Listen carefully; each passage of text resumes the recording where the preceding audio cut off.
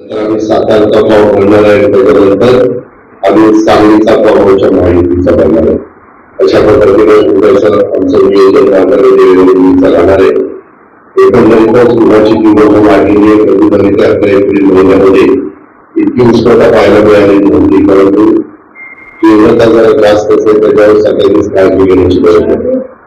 आम्हाला या निवडणुकीच्या निमित्तानं आम्ही स्थानिक कुठल्या काही प्रश्न महत्वाचे असतील तर त्याचा उल्लेख आहे.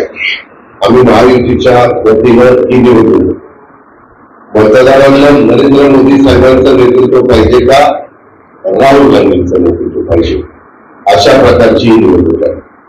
आणि त्यावर मतदारांनी त्यांचा निर्णय घ्यायचा, अर्थात तो त्यांचा अधिकार आहे.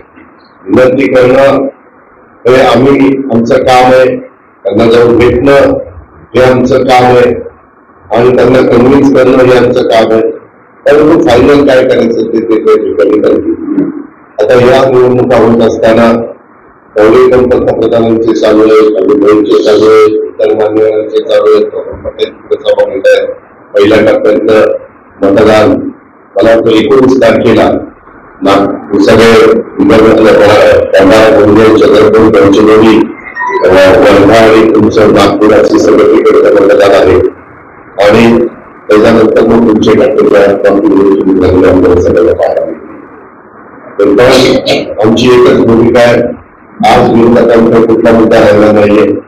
विकासाच्या बद्दल ते मोदी साहेबांच्या गेल्या 10 वर्षाच्या कारकिर्दीबद्दल काही वेगळं बोलू शकत नाही. आणि मग काय नेहमीचे मुद्दे तर जास्त एकच्या जागा निवडून झाल्या तर संविधान बदलती, जास्त जागा निवडून झाल्या तर शेवटचीच निवडणूक होईल, जास्त जागा निवडून झाल्या तर घटनेमध्ये काही बदल करतील, असं काहीतरी विशेषतः आमच्या मागासवर्गीय समाजामध्ये गैरसमज निर्माण करण्याचं काम. तसंच आमच्या अल्पसंख्याक समाजामध्ये की बाबा हे लोक आल्यानंतर कुठेतरी अल्पसंख्याकांवर अन्याय होईल, त्यांना इथनं बाहेर काढलं जाईल, असं काहीतरी मातूर मोठा नाटा प्रचार केला जातोय आणि तशा प्रकारच्या बातम्या शोधल्या जात आहेत. सोशल मीडियाला पण तशा पद्धतीनं काही सांगितलं जात आहे. आम्ही एकमेव महायुतीने डोळ्यासमोर ठेवलं आपल्या महाराष्ट्राचा विकास, त्याच्याकरता मोदी साहेबांच्या नेतृत्वाखाली भरीव अशा प्रकारचा निधी आपल्या महाराष्ट्रामध्ये कसा आणता येईल तो प्रयत्न करणं आणि आपले केंद्र सरकारच्या अखत्यारीतले असणारे प्रश्न हे व्यवस्थितपणे ठराविक काळामध्ये पाठपुरावा करून ते मार्गी लावणं, अशा पद्धतीची ही आमची निवडणुकीच्या प्रचाराची व्यूहरचना आहे. आणि त्याच्यातनं सगळे आम्ही त्याच्या पाठीमागच्या काळामध्ये एकमेकाच्या विरोधात होतो, परंतु भावकीचं काही भांडण नाही. हे देशाचं भवितव्य ठरवणारी पुढच्या पिढीचा त्या ठिकाणी दिशा दाखवण्याची ही निवडणूक आहे. म्हणून त्या निवडणुकीला आगळा वेगळा अशा प्रकारचं महत्व प्राप्त झालं. उमेदवारी न मिळाल्यामुळे धुसफूस सुरू झालेली आहे. कालपर्यंत आपल्या महायुतीत असणारे उत्तरव गायकर आज शरद पवार यांना जाऊन भेटलेले आहेत आणि त्यांनी मोठ्या पाटलांचा प्रचार करण्याची निवडणुकीमध्ये प्रत्येकाला तुम्ही काय करावं त्याचा अधिकार आहे. हे काय आत्ताच चाललंय असं नाही. कुठल्याही निवडणुका आल्या तर त्याच्यामध्ये अशा प्रकारच्या घटना घडतात, त्याला सत्ताधारीने पण सामोरं जायचं असतं आणि विरोधकांनी पण सामोरं जायचं असतं. ही निवडणूक आहे. प्रत्येक पक्ष किंवा प्रत्येक युती किंवा आघाडी या निवडणुका जिंकण्याच्या करता त्या निवडणुकीमध्ये करत असते. त्याच्यावर त्यांना जे योग्य वाटलं असेल ते त्यांनी केलं असेल. मला ते ठिकाणी माहिती कामी झाल्यामुळे दापोली आणि गोव्याच्या मंत्री पदाधिकारी कार्यकर्त्यांमध्ये नाराजी आहे.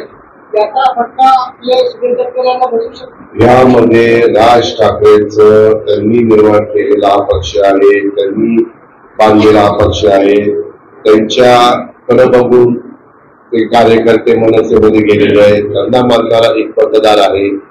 त्यामुळं उद्याच्याला काही निर्णय जरी झाला तरी राजसाहेबांचा मेसेज गेला, विरोध गेला किंवा कुणी तिथं समजून सांगायला गेलं तर ती लोक ऐकली.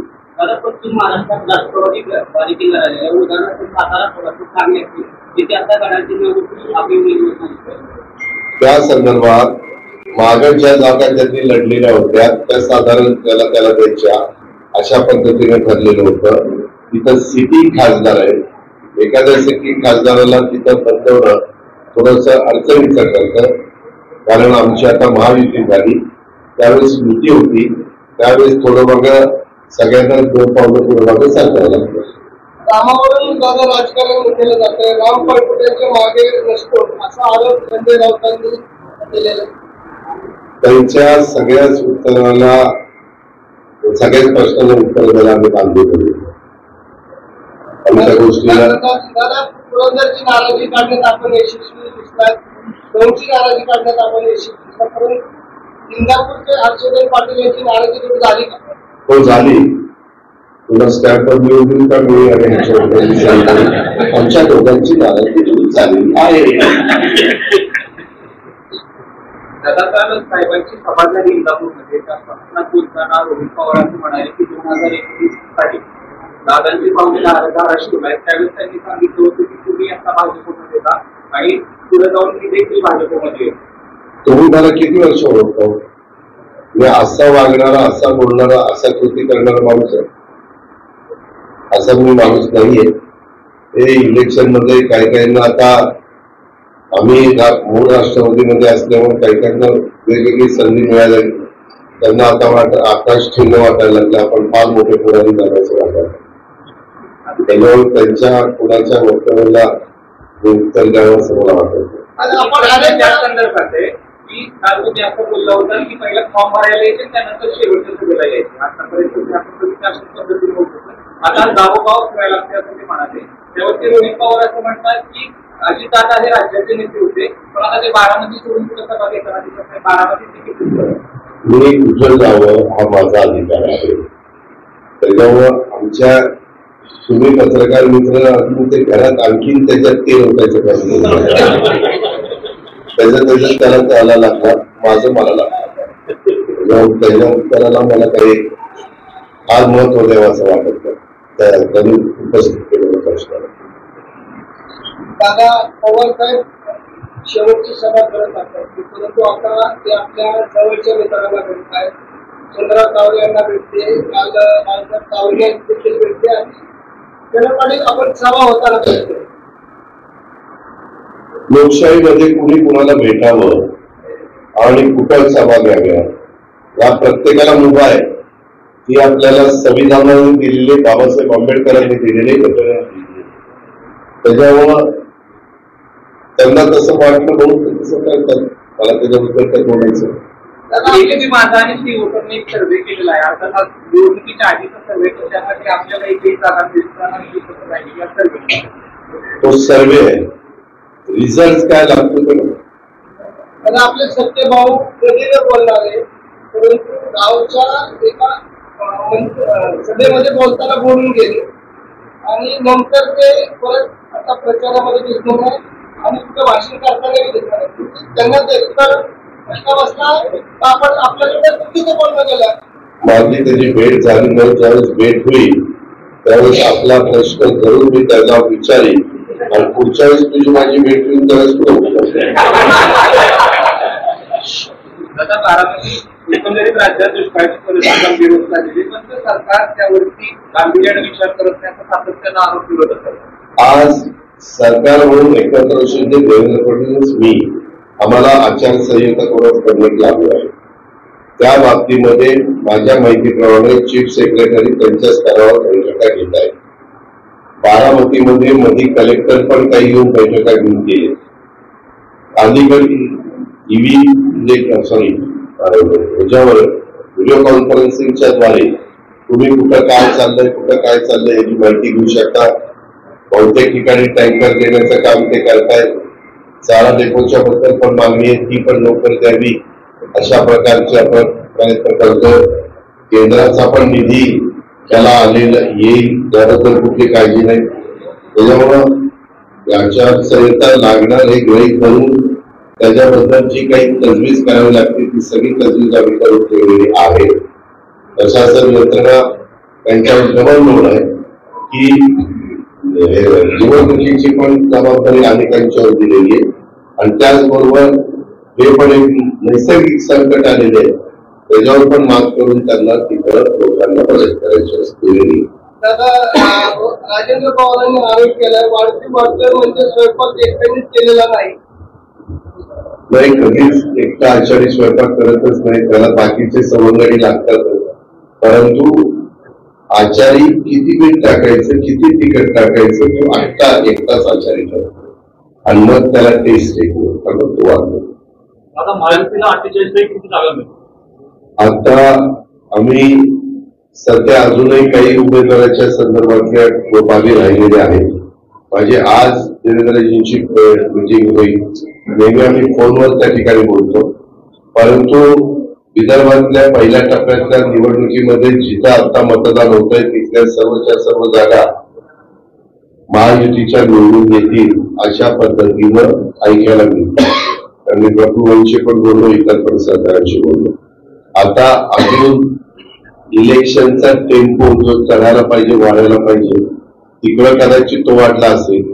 मी तिथं फक्त एक फॉर्मच्या निमित्तानं गेलो होतो, पण आपल्याकडं आता फॉर्म भरल्यावरच त्याला जास्त आपल्याला अंदाज त्या ठिकाणी.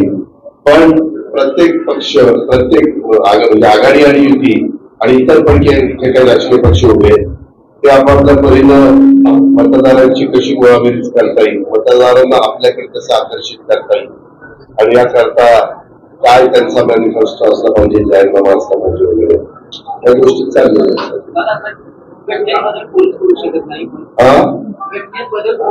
नाही अमेंडमेंट करावं लागतं. तुम्ही माझं मी जवाहरलाल नेहरूंच्या पासून आतापर्यंत 106 वेळा अमेंडमेंट छोट्या केलेल्या आहेत, म्हणजे त्यांच्या प्राईम मिनिस्टरशिपच्या काळात. परंतु त्या संदर्भात मूळ घटनेला तुम्ही धक्का लावलेला नाही. मराठा आरक्षण बद्दल काय? मराठा आरक्षणाच्या संदर्भामध्ये कधी 10% आरक्षण देण्याचा निर्णय झाला. ज्यांच्याकडे पूर्वी सर्टिफिकेट आहे त्यांना दाखले देण्याचा निर्णय त्या ठिकाणी झाला, त्याची अंमलबजावणी झाली. एकनाथराव शिंदेनी पण स्वतः त्याच्यामध्ये जातीने लक्ष घातलेलं आहे आणि या पद्धतीने खूप चालले. सरकारच्या काळात महागाईचं प्रमाण वाढलं असं एकत्रित चित्र दाखवलं जाते, योग्य वाटतं. त्याच्यामध्ये तुम्हाला एक गोष्ट सांगतो की कुणीही सरकारमध्ये असलं तरी इंधनाचे भाव हे जागतिक बाजारपेठेमध्ये जे चढ उतार होतात त्याच्यावर अवलंबून आहे. कधी उतार आला तर वेगळे भाव येतात, कधी चढलं तर जास्त भाव येतात. हे आजच नाही, मागे मनमोहन सिंगांच्याही सरकारच्या काळामध्ये हीच पद्धत होती, तुम्हालाही माहिती. उलट आताच्या काळामध्ये तुम्ही जर एकंदरीत विजा मार्केट जे आहे आपल्या शेअर मार्केट तुम्ही बघा वाढत चाललेला आहे, इंडेक्स हा वाढत चाललेला आहे. अशा प्रकारची परिस्थिती. इंडेक्स किंवा शेअर मार्केट केव्हा वाढतं? ज्यावेळेस लोकांच्याकडे पैसा असतो त्यावेळेस ह्या गोष्टी घडतात. तर तसं जर विचार केला तर तुम्ही पण नजर टाकली तर तुमच्या लक्षात येईल व्यवस्थित चालू.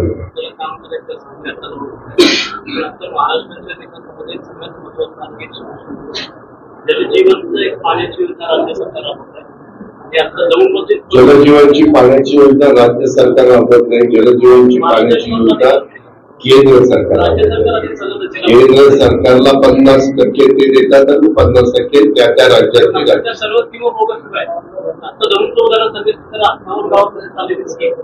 हे काही पूर्ण नाही आणि ठेकेदाराने 80% पैसे काढले.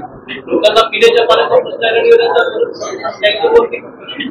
आचारसंहिता संपल्यानंतर आपण जी काही गोष्ट सांगितलेली त्याच्या खोलामध्ये जाऊन केंद्राचा पालकमंत्री या नात्याने निश्चितपणे इन्क्वायरी केली जाईल. वेळ पडली तर स्क्वॉड पाठवलं जाईल आणि शहानिशा केली जाईल. जर कुणी दोषी असेल, चुकीचा असेल तर कायद्याने नियमाने ऍक्शन घेतली. दादा संजय राऊतांसंदर्भात एक प्रश्न आहे. तुम्ही आता संजय राऊतांसंदर्भात एक प्रश्न आहे. नागपूरला संजय राऊत असं म्हणाले की अजित पवार हे स्वतः व्यापारी आहेत, त्यामुळे ते सौदा करतील. देश देखील व्यापारी चालवत आहे आणि त्याचे अजित पवार. मी आपल्याला सांगतो, त्या व्यक्तीच्या प्रश्नाला उत्तर देण्याचं आम्हाला अजिबात स्वारस्य नाही. ते रोजच काहीतरी 9 वाजता बोलणं चालणार, रोजच आम्ही त्याच्यावर उत्तर द्यायची. आम्हाला तेवढंच काम नाही. त्यांना रोजच ते बोलबोल करायची काम आहे. शेवटी तो त्यांचा अधिकार आहे, त्यांनी कसा वापरावा तो त्यांचा. मला त्याच्याबद्दल नो कॉमेंट्स. दादा तुम्ही या मंत्रालयाचे खासदार होता, त्यानंतर तो खासदार रेल्वेचे प्रश्न असतो, नॅशनल हायवेचे प्रश्न 20 वर्षांचे प्रश्न जसे ते एनडीएसाठी होतं, त्याच्या आधी काँग्रेससाठी होतं. फक्त पाठपुरावा होते, भेटीगाठी होतात, तिकडे सुरू केलेलं नाहीये. तुम्ही आता तुमच्या सहभागी केले जरा तुम्ही काय विजय ठरवलं का? एक प्रश्न मी त्याच्यामध्ये मगाशी सांगितलं, खाली बोलत असताना डॉक्टर आणि आमच्या वकिलांना, एक मी खासदार होतो 3 महिने, गेलो शपथ घेतली, त्याच्यानंतर इतर शपथ घेतली राज्यमंत्री पदाची. खासदार तरी इथं असलो तरी नाईक साहेबांच्या मंत्रिमंडळात सुधाकर त्यांच्या राज्यमंत्री होतो. विलीन सांगितलेलं होतं की अजित फक्त विश्वासदर्शक ठरावाच्या वेळेस तू त्या ठिकाणी यायचं, तुझं राज्यामध्ये काम चालू ठेव. आणि विश्वासदर्शक ठरावाच्या वेळेस ठराव मंजूर झाला की मी राजीनामा दिला आणि निघून आलो. त्यावेळेची राजकीय परिस्थिती तशी घडली, त्यामुळं राजीनामा द्यावा लागला. उलट त्या 5 वर्षाच्या काळामध्ये बारामती लोकसभा मतदारसंघाला 3 लोकसभेच्या निवडणुकीला सामोरं जावं लागलं. माझ्या वेळेस, नंतर पवारसाहेबांच्या वेळेस, नंतर बापूसाहेब टिपेंच्या वेळेस. असं ते घडलेलं होतं, एक फॅक्ट आहे. पण आताचे जे प्रश्न आहेत ते मगाशी राहुल वगैरे आम्ही सगळे तिथं होतो खाली, तेव्हा मी सांगितलं आम्हाला मोदी साहेबांचं मजबूत सरकार केंद्रामध्ये असल्यामुळं त्यांच्या विचाराचा खासदार निवडून गेला तर तिथं हक्कानी ते प्रश्न मांडतील आणि मोदी साहेब त्या प्रश्नाच्या संदर्भात किंवा रेल्वे मंत्री, आता तुम्ही जे प्रश्न म्हणताय ते रेल्वे मंत्र्यांच्या हक्काने देतील. रेल्वे मंत्र्यांना सांगायचं, रेल्वे मंत्र्यांकडनं थोडस जी गती पाहिजे ती नाही मिळाली तर मग ती ऑफिसला सांगून ते करून घ्यायचं. आणि तुम्हालाही माहिती की गेले 30-35 वर्ष मी काम करत असताना आपल्या उजव्या बाजूला बसणाऱ्यांना विचारा की मी आमदार झाल्यानंतर बारामतीचा विकास कसा झाला आणि कशा सुधारणा होत गेल्या, दर 5 वर्षाला त्याच्यात भर कशी पडत चालते हे तुम्ही तिथं विचारा. तशा पद्धतीनं आम्हाला कामाचा अनुभव आहे, आम्हाला त्याच्या संदर्भामध्ये विकासाचा आम्ही ध्यास घेतलेला आहे आणि आपल्याला ज्या कामात आवड असते त्याच्यात झोकून दिल्यानंतर जनतेलाही बरं वाटतं, समाजालाही बरं वाटतं. तशा पद्धतीनं मी या लोकसभा मतदारसंघामध्ये त्या खासदारांच्या मदतीनं करून दाखवण्याचा प्रयत्न, महायुतीच्या खासदारांच्या वतीनं करून दाखवण्याचा प्रयत्न करील. मतदारांनी त्यांना चांगल्या मताधिक्याने विजयी केला. इंदापूरमध्ये असं म्हणाला जसं आम्ही निधी देतोय तशाच पद्धतीचं मतदान करा किंवा त्याचा प्रश्न दाखवा म्हणजे आम्हाला निधी द्यायला बरं पडेल, नाहीतर हा का करतात. यावरती अमोल कोल्हे असं म्हणतात की हा लोकांच्या टॅक्सचा पैसा आहे आणि अशा पद्धतीचं मीच सांगितलं त्या जनतेचा पैसा आहे. आता पत्रकार मित्रांनी प्रश्न विचारला, त्याच्या चुकीचं काम होत असेल तर त्याचा पैस सरकारने लागला पाहिजे. तुम्ही बारामतीमध्ये बघता सकाळी 6ला आम्ही पाहणी करत असतो आणि काम दर्जेदार होण्याच्या करता प्रयत्न करत असतो. आम्ही आव्हान केलेलं आहे, हे आमचं आव्हान आहे. ऐकायचं नाही ऐकायचं, तो मतदार राजाचा अधिकार आहे. तो शेवटी मतदार राजा आहे, त्याला आम्ही त्या ठिकाणी काही करू शकत नाही. आता उगीच वेगवेगळ्या पद्धतीच्या उपमान देतात आणि आमचे विरोधक आमच्यावर टीका टिप्पणी करतात. हा आमचं त्यांना आव्हान आहे की उद्याच्याला चांगल्या पद्धतीनं उद्या तुम्ही ज्या मीडियामध्ये ज्या चॅनलला काम करता, तुम्ही चांगलं काम केल्यानंतर तुमचा वरिष्ठ संपादक खुश होऊन तुम्हाला थोडस त्याला समाधान वाटलं की तुम्हाला हुरूप येतो ना, तशा पद्धतीनं ते वाक्य घेतलं गेलं पाहिजे. त्याच्यातलं कुठल्याही निवडणूक आचारसंहितेचा भंग करणं किंवा काही नाही. अनेकदा वेगवेगळी सरकार सांगतात ना किंवा आमचं सरकार आल्यानंतर आम्ही हे करू आम्ही ते करू. तसं मी म्हटलं की तिथं महायुतीचा खासदार निवडून आल्यानंतर या गोष्टीचा आम्ही प्रयत्न करू. मागे तशा पद्धतीनं आम्ही आचारसंहिता नसताना एक गोष्ट केली ती त्यांना माहिती होती, त्याचं उदाहरण त्या ठिकाणी मी दिलं, बाकी काही नाही. आपण पालकमंत्री आघाडीच्या काळ होता, आता महायुतीच्या काळात पालकमंत्री हा शेवटचा मला जायचं. हो, आता 2 शहरात आणि तालुक्यात त्यांची सुविधाच नाहीये. पालकमंत्री सुद्धा लोकप्रतिनिधी मांडलेले आहेत, त्याचे पाठपुरावा करत आहे, पण जे अधिकारी आहेत ते सुद्धा ऐकत नाही. बेसिक म्हणजे कुठलं आहे? 2 शहरात एकही स्वच्छता गृह आजच्या घडीला त्या संदर्भातलं टेंडर झालेलं आहे. मधल्या काळामध्ये स्थानिक स्वराज्य संस्थांच्या निवडणुका 2 वर्ष थांबलेल्या आहेत, 2 वर्ष होऊन गेलेली आहेत. ओबीसीचं महिलांना आणि पुरुषांना प्रतिनिधित्व मिळत नव्हतं, फक्त ओपन मागासवर्गीय आदिवासी महिला पुरुषांना प्रतिनिधित्व मिळत होतं. हा ओबीसीच्यावर अन्याय होता, म्हणून तिथं सुप्रीम कोर्टात मॅटर गेली. तो निकाल लागल्यानंतर निवडणुका लागतील त्याकरता थांबल्या आणि निधी देण्याचं काम हे नगरविकास मंत्री या नात्याने मुख्यमंत्री महोदय करतात. निधी पाठवलेला आहे, त्याच्या संदर्भात टेंडर निघालेले, आचारसंहिता संपल्यानंतर त्याचं काम सुरू होईल.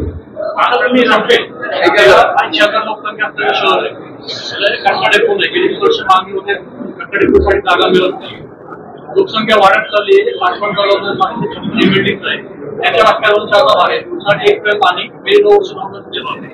या संदर्भामध्ये आपल्याला फक्त पौंडमध्ये नाही, लोकसंख्या इतक्या झपाट्याने वाढत आहे आणि मग शेतीचं पाणी पहिला द्यावं लागतं आणि त्याच्यात मग शेतकऱ्यांची नाराजी सहन करावी लागते.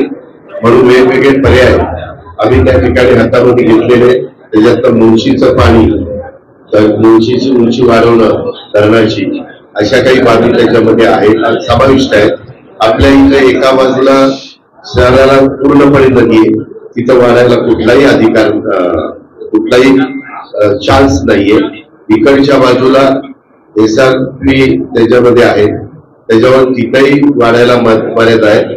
तर त्याच्यात आम्ही आमदार एका बाजूला हे सगळ्या गोष्टी आहेत, तर त्यामध्ये आम्हाला काही वेगळ्या प्रकारचा निर्णय घेऊन देवेंद्रजींना कन्व्हिन्स करू की बाबा SRPची जी जमीन आहे त्या जमिनीमध्ये लोकांच्या प्रश्नांची सोडवणूक करण्याच्या करता, सार्वजनिक काही कामं करण्याच्या करता आपल्याला त्याच्यातली काही घेता येईल का, आणि त्याच्या बदल्यात SRPला लागून असणारी दुसऱ्या बाजूची जमीन ऍडिशनलची SRPला पाहिजे असेल तर ती ऍक्वायर करून आम्ही द्यायला तयार आहे. परंतु ही काही जमीन नगरपालिकेला ज्या मूलभूत गरजाचा उल्लेख आपण केला तसं जर केलं तर मार्ग निघू शकेल. आणि माझं स्वतःचं मत आहे त्यामध्ये जर आपण इच्छाशक्ती दाखवली तर मार्ग निघू शकतो. आणि आताची भौगोलिक परिस्थिती आपल्या दौडची लक्षामध्ये घेता हाच मार्ग, मी आता बोललेला हाच मार्ग काढल्याशिवाय आपल्याला तरणोपाय नाही.